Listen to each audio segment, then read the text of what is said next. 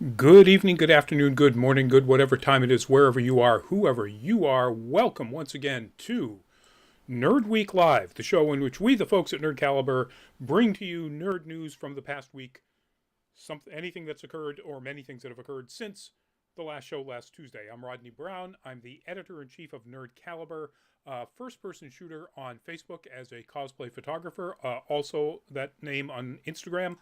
And Burley underscore adopter on Twitter for as long as I'm on Twitter. Basically, it's the same thing plus journalists and so on. And Burley adopter on the Mastodons and some of the other, Hive and so on. Before we get into our first topic tonight, it's going to be a pretty quick show. Wasn't a whole lot of stuff going on. And that means you get to see, the exercise your civic duty and, watch the State of the Union address, which starts at 9 o'clock. But before we get into any of that, what I am going to do is ask if you have a Twitch account to go to that URL on your screen right now, twitch.tv/nerdcaliber, and check us out there. Consider following us on Twitch. We stream live on Twitch, on Facebook, and on YouTube every show. And so we're definitely... hold on. So it doesn't look like we're actually live on Twitch, although it says we're live. Maybe I just can't see the preview. Anyway, we really are live, and you really can check us out. So please do that if you get a chance. Twitch.tv/nerdcaliber. Also, for anybody who's watching this live, feel free to jump in with any comments. We reply to them in real time. We'd love to hear your opinions on any of the stuff that we're talking about, your opinions on our opinions. And we like that interaction. Everybody likes to have that engagement and interaction. YouTube particularly likes that engagement interaction. All right, so first topic. That is an image from the currently airing, or was currently airing, Nier Automata, or Nier Automata, depending on how you pronounce it, anime adaptation of the game. The news is that anime, along with, as it turns out, 3 others, and I forgot about this, I only grabbed images for 2 of them, currently airing anime have had either a pause that will soon pick up, or a pause that has no return time established to it as of yet, because of COVID outbreaks in apparently all of the different studios that these things are being produced in. So one of the ones, I'll leave this up here, I guess I'll just go back to me. One of the ones that I did not get a bit of artwork for is an idol anime called Unite Up. That is one of the few that we know exactly when it will start back up again. It paused on their 3rd episode, which would have been, I think, the 3rd week in January. And allegedly, the 4th episode will start up again on Saturday the 11th. So in just a few days. I haven't been watching this one. I'm not a big Idol fan. But it does have its fans. The next one, and this one I do have a bit of artwork for, is that one right there. That is called Kubo Won't Let Me Be Invisible. And that one is taking a break after episode 6, which I believe would be coming up this coming week, whenever it's supposed to air this week, and will then just stop until the spring season. It will start up again. Actually, it will start airing right from episode 1 as essentially a spring season anime. So starting in sometime in April, it'll start airing all over again. And again, this is one of those, a high school boy gets teased by a high school girl. There's a bunch of those put out recently in the last few years. I don't particularly care for any of them. And this one is no exception. But again, apparently pretty popular. The next one is, this one here is called Ayakashi Triangle. This one is getting delayed after episode 4, which aired yesterday. And that's it. It doesn't say when this is coming back. So Maybe it's just a couple of episodes delay. Maybe it's a lot longer than that. Nobody really knows. Or somebody knows, but they haven't put it out yet. Put it that way. It's an ecchi anime. The human character you're seeing there is Matsuri Kazumaki. Kazumaki starts the series in the first episode out as a guy. He's a ninja that attacks evil Ayakashi or spirits. That cat in the foreground is the god of these Ayakashi. Luminous, welcome to the show. And in the very first episode, turns Kazumaki into a girl. In an effort to screw up Kazumaki's plans to save his best friend, the Kanade, who is what they call a spirit medium, and apparently these Ayakashi like to eat spirit mediums, or at least they eat their power. But you get the impression that, in the course of doing that, they pretty much actually consume them. It's fun, dumb, ecchi, silly situations. I've watched the first 3 episodes, I think, and it's okay.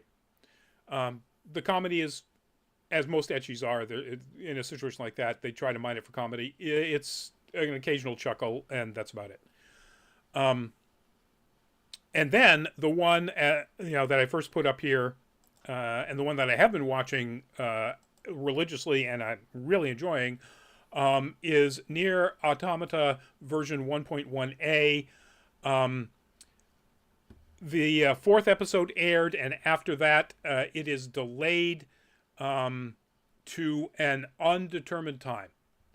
This is another one where they're not telling us when it's going to come back, how they're going to bring it back, whether it's just going to be a couple of episodes delay, or whether it's going to be one of those that gets kicked off into the spring season and they just start from episode 1 again. Who knows? And again, this is a real shame. One, I hope everybody who has come down with COVID over there in these studios are all better or are getting better. But it's a real shame that this particular episode or this particular series is in the boat of those others, because it's really good. Probably the best one of the winter season, which isn't saying a lot. This isn't anything like any of the 4 seasons of 2022, which were all just loaded with outstanding anime.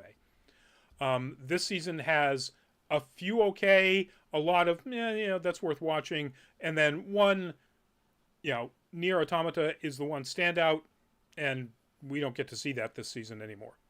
So that's a bummer.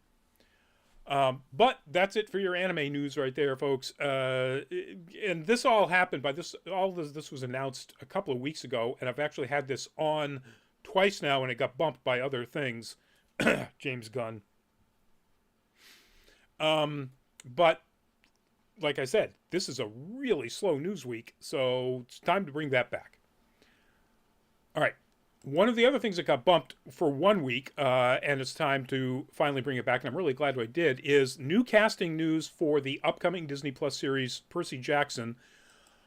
And the news is that Lance Reddick, there on the left of your screen, of course, is going to be starring as Zeus, and Toby Stephens, who we probably best know as John Robinson from the recent Lost in Space series, is going to be starring as Percy's father, Poseidon.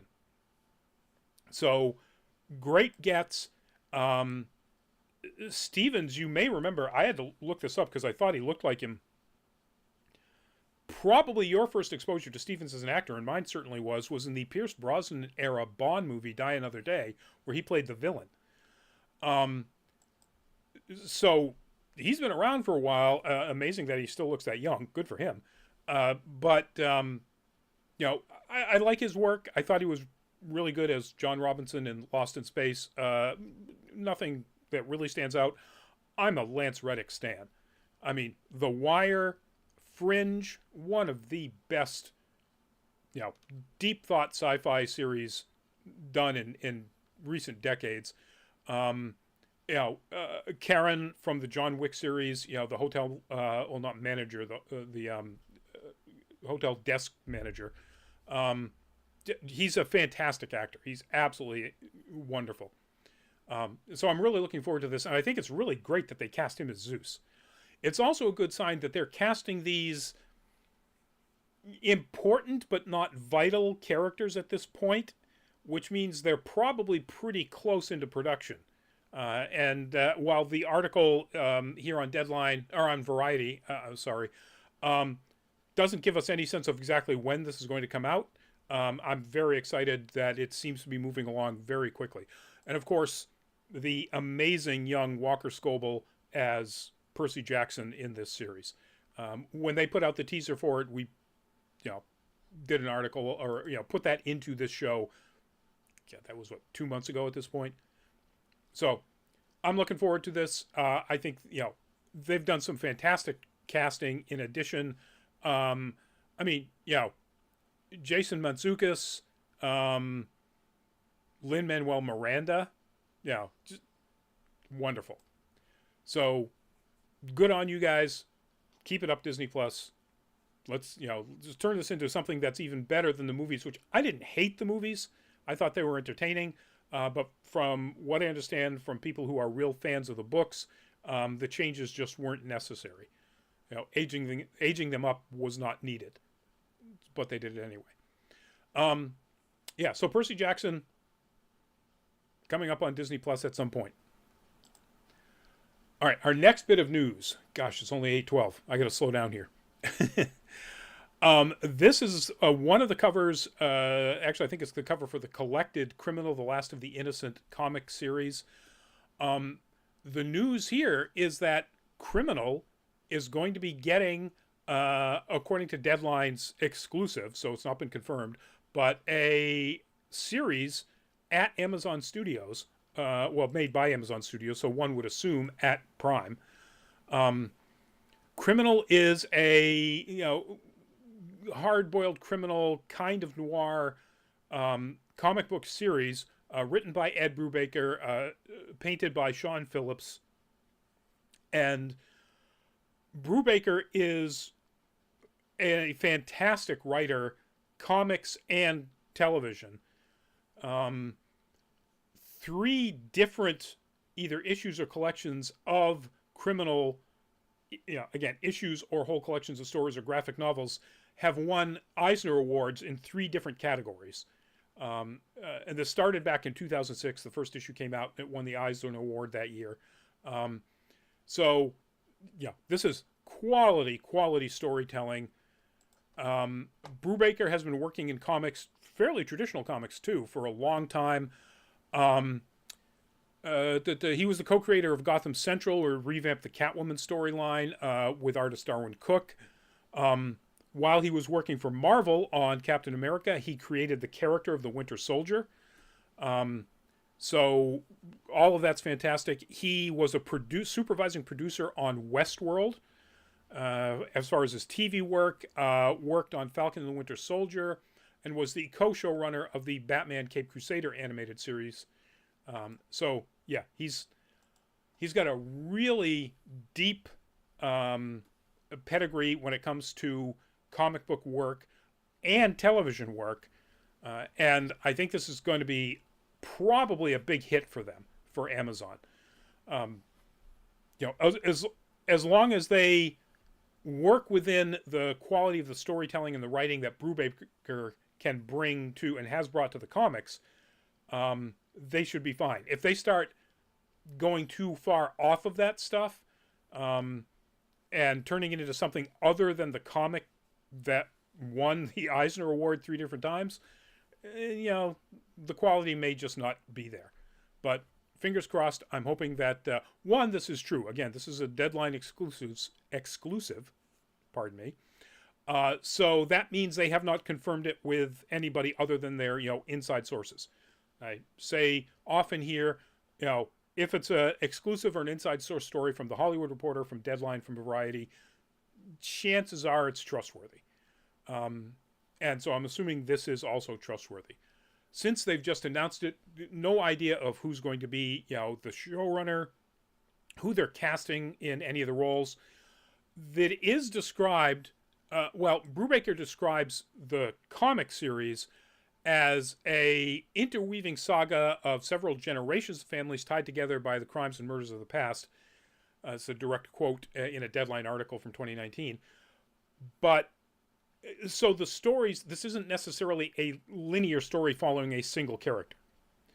So that makes the casting potentially much more difficult, but also potentially much more interesting.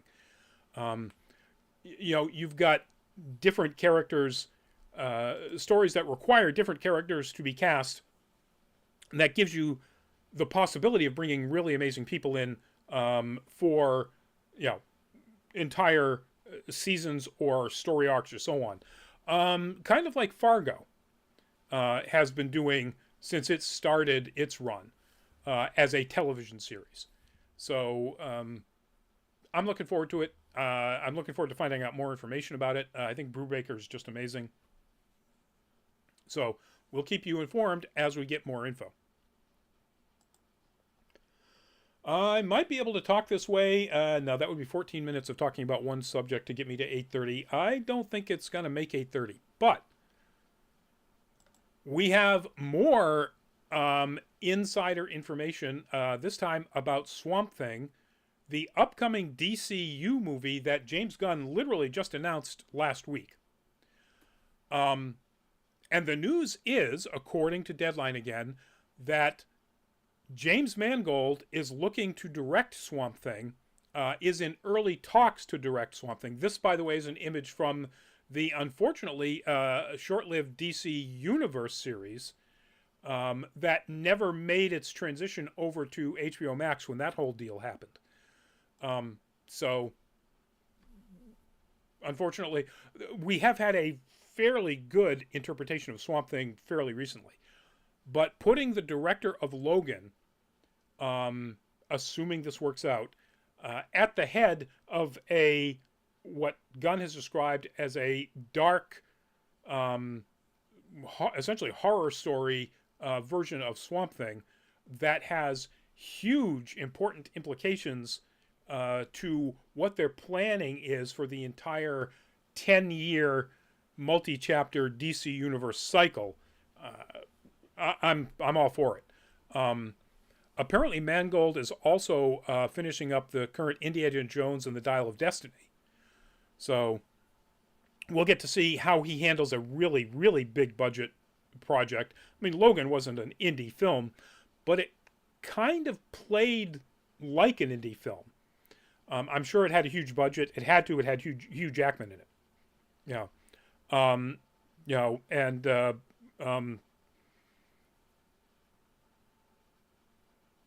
Just completely lost Patrick Stewart. There we go.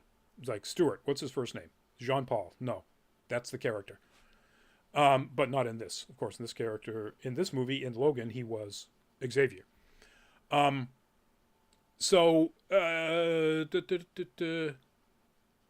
Mangold has also done, or is doing, a Bob Dylan biopic called A Complete Unknown, starring Timothée Chalamet. Apparently that will be his next project. But I like Mangold. I think he's really good. I think Logan was fantastic. And if he can bring that same sensibility to an R-rated version of Swamp Thing, let's do it. Now, again, this is Deadline saying that this is in very early talks, which means it's coming from their sources. It has not been confirmed by DC Studios, Warner Brothers, Mangold's people, nobody involved. So this could completely fall apart. They could, wind up finding a completely different director by the time they get ready to make this. Swamp Thing was far down on, in fact, I think it's the last thing that Gunn said about what their particular lineups were. I just realized I've been running this entire show with it saying that this is the show from last week, from January 31st. That's what happens when you just get really sidelined by... And anyway, I won't tell you what my problems with UPS, which they solved today. Thank you, UPS. But so this show is not, in fact, January 31st. This show is February 7th, which is the date that you are watching this if you're watching it live, and the date that it will have aired live if you're watching it after the fact. So sorry for confusing all of you out there. But yeah, if it happens, I think it's great. I mean, there are plenty of other directors who could do this. Most of the people who have done R-rated superhero movies are generally take a comedic R-rated tone to them. Even James Gunn, as a director, and Gunn was producer on Brightburn, which was definitely not comedic and definitely R-rated. But even the Suicide Squad, which wasn't R-rated, but Peacemaker. The series, which was, TVMA for sure, and the Super, his previous, his first sort of superhero movie was definitely R-rated and definitely an R-rated black comedy. So it's nice to see that there's at least one person out there who has a serious adult as in mature individual, R-rated superhero film under his belt, and as far as I know, the only person like that is Mangold. So it would be a great get. Now that doesn't mean there aren't plenty of other people who could do it, plenty of other people who probably want to do it. Is this what they would give Ben Affleck? I think Affleck would be great doing it because I think he's a really good director. So far, most of his quality directing work has been in things that are a lot more mainstream and traditional, basically, crime thrillers or political thrillers, that sort of work. So, I don't know that he would be the right choice for this, but I don't think he would be bad. I think they're probably counting on him maybe to do Brave and the Bold, the Batman and Damian Wayne Robin movie that they're going to be making as their new kickoff to their new interpretation of Batman. But again, there are plenty of others. Any of the people who've done any of the excellent work out of Blumhouse could step into the plate here. Oh my God, I just completely lost his name. The director of Prey. Please, if Mangold doesn't want it, offer it to him. But we'll find out more about that further down the road as more information about all of this stuff comes out. I was watching Film Theory's video where apparently they had written a video about how Gunn could guide the upcoming DCU, and was in the process of recording it when Gunn made the announcement last week. So they just did the whole thing and then went back in and added in a few little bits. But one of the things that they were pointing out, and I just, after explaining all that, I completely forgot my point about what it is that they were pointing out that could work for Gunn and the DCEU going forward, and particularly Swamp Thing, and I have no idea. So anyway, that's pretty much it. That's our show. We'll give you plenty of time to get your snacks and drinks ready for the State of the Union. That's a Super Bowl thing. I don't think anybody gets their snacks ready for the State of the Union address.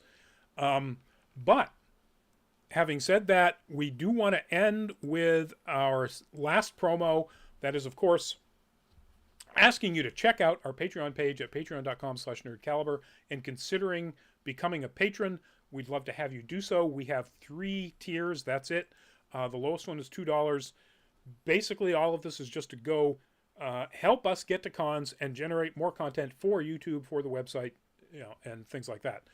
So check it out, patreon.com/nerdcaliber, and please do support us if you would like to.